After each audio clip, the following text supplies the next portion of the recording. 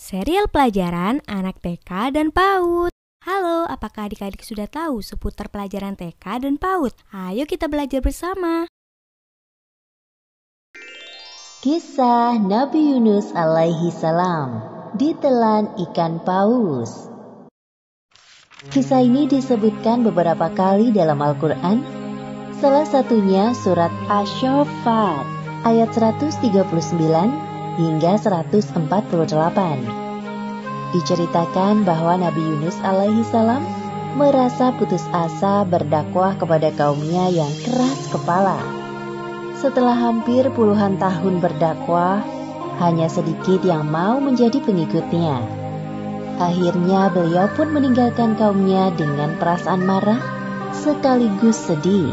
Allah Subhanahu wa Ta'ala mengutus Nabi Yunus untuk berdakwah kepada suatu kaum di Ninawa, negeri yang terletak di daerah Mosul, Irak. Hampir seluruh penduduk Ninawa masih mewarisi tradisi nenek moyang mereka, yaitu menyembah berhala. Kaum Ninawa tidak menyukai kehadiran Nabi Yunus. Menurut mereka, ajakan Nabi Yunus untuk beriman kepada Allah tidak sesuai dengan tradisi mereka. Wahai kaumku, berhentilah menyembah berhala-berhala itu. Sesungguhnya mereka tidak dapat memberi manfaat apapun kepada kalian. Hanya Allah satu-satunya Tuhan yang pantas kalian sembah. Diam saja kau Yunus. Engkau bisa bicara begitu karena memang bukan dari keturunan nenek moyang kami. Ya benar, inilah ajaran turun-temurun dari nenek moyang kami. Sedangkan engkau hanya pendatang di negeri kami yang tidak tahu apa-apa. Pergilah, kami mau beribadah kepada Tuhan yang nyata terlihat, bukan seperti Tuhanmu yang tidak terlihat. Hahaha, kasihan sekali dirimu, wahai Yunus. Nabi Yunus mulai tersulut amarahnya mendengar cemoohan dari kaumnya. Bahkan dengan beraninya mereka menghina Allah. Lanjang sekali kalian berkata seperti itu tentang Allah.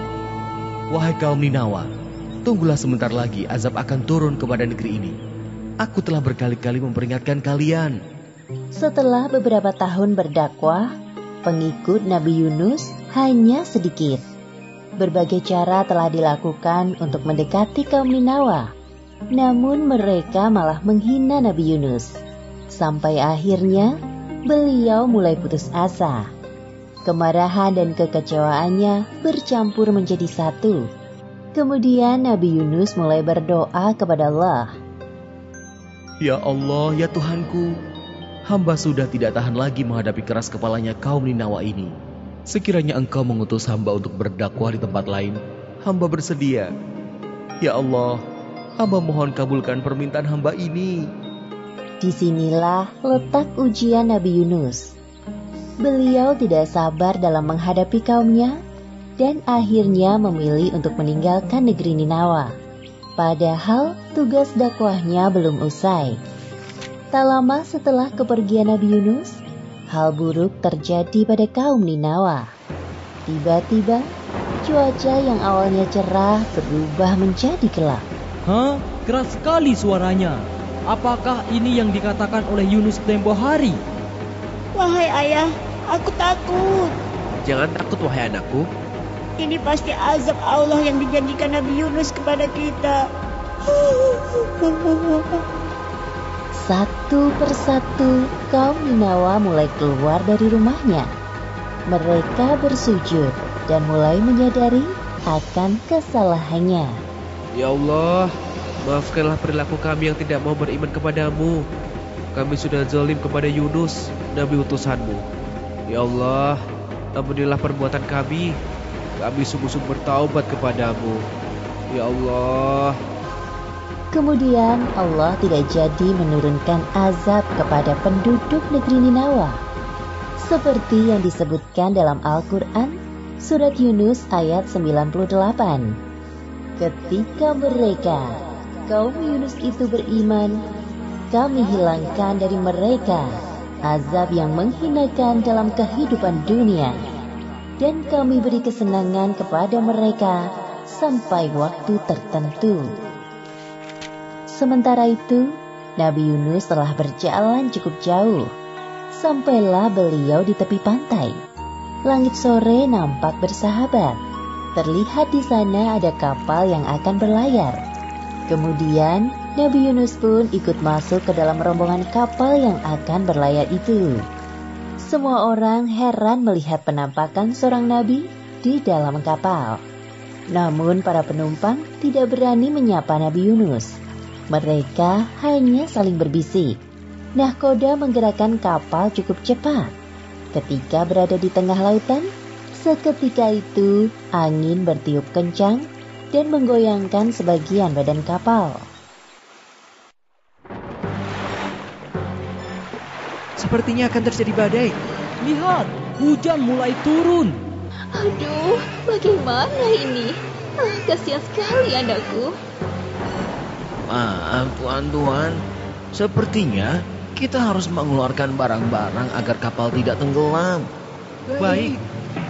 Mereka pun mengeluarkan semua barang dan menjatuhkannya ke laut. Kami sudah mengeluarkan semua barang. Bagaimana keadaannya? Sepertinya harus ada dari kita yang turun dari kapal.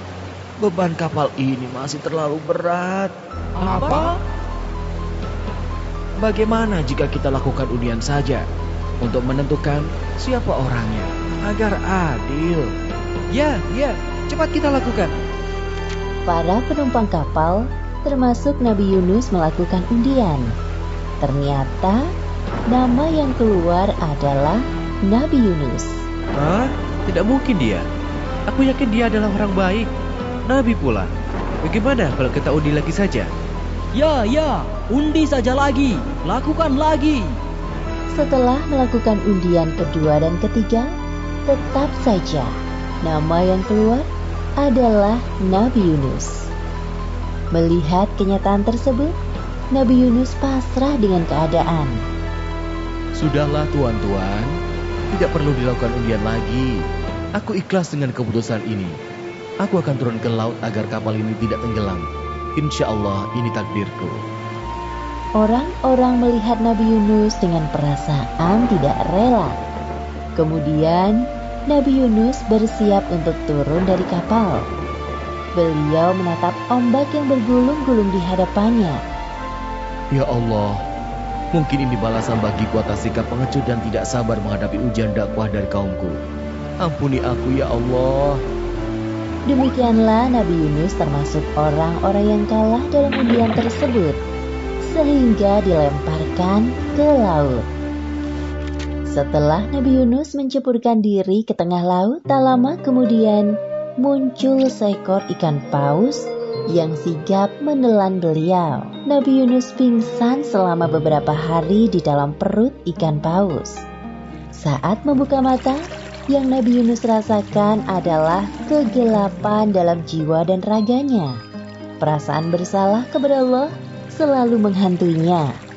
Tubuhnya tidak berdaya karena tidak ada asupan makanan selama berada di dalam perut ikan paus. Kemudian Nabi Yunus dengan segala kekuatannya berdoa kepada Allah. Seperti yang disebutkan dalam Al-Quran, Surat Al-Anbiya ayat 87. Tidak ada Tuhan selain Engkau, Maha Suci Engkau. Sungguh, aku termasuk orang-orang yang zalim. Allah seketika itu menjawab doa Nabi Yunus dan menghilangkan kesedihan yang dirasakannya. Allah melalui perantara ikan paus melemparkan Nabi Yunus di sebuah daratan yang tandus. Nabi Yunus keluar dari perut ikan paus dengan keadaan lemah dan sakit. Lalu Allah menumbuhkan tanaman di dekatnya dan beliau pun menikmatinya. Tubuhnya kembali bugar. Alhamdulillahirabbil alamin. Terima kasih ya Allah. Setelah kondisinya berangsur pulih seperti sedia kala, Nabi Yunus kembali kepada kaumnya di Ninawa. Sesampainya di sana, Nabi Yunus disambut hangat oleh kaumnya. Beliau sangat terharu atas perlakuan yang diberikan oleh kaumnya. Kaum Ninawa sekarang sudah jauh berubah lebih baik dari sebelumnya. Mereka hanya beriman kepada Allah Subhanahu wa Ta'ala. seperti yang disebutkan dalam surat Asy-Syaffat ayat 147 hingga 148. Dan kami utus dia kepada 100.000 orang atau lebih, sehingga mereka beriman. Karena itu, kami anugerahkan kenikmatan hidup kepada mereka hingga waktu tertentu. Demikianlah akhir kisah Nabi Yunus alaihi salam. Hikmah yang dapat kita ambil dari kisah ini: pertama, hendaknya kita belajar untuk bersikap sabar dalam menahan amarah. Kedua, Allah mengabulkan doa hambanya yang bermasalah dengan syarat seorang hamba tersebut harus bersungguh-sungguh dalam beribadah kepadanya. Wallahu a'lam bishawab.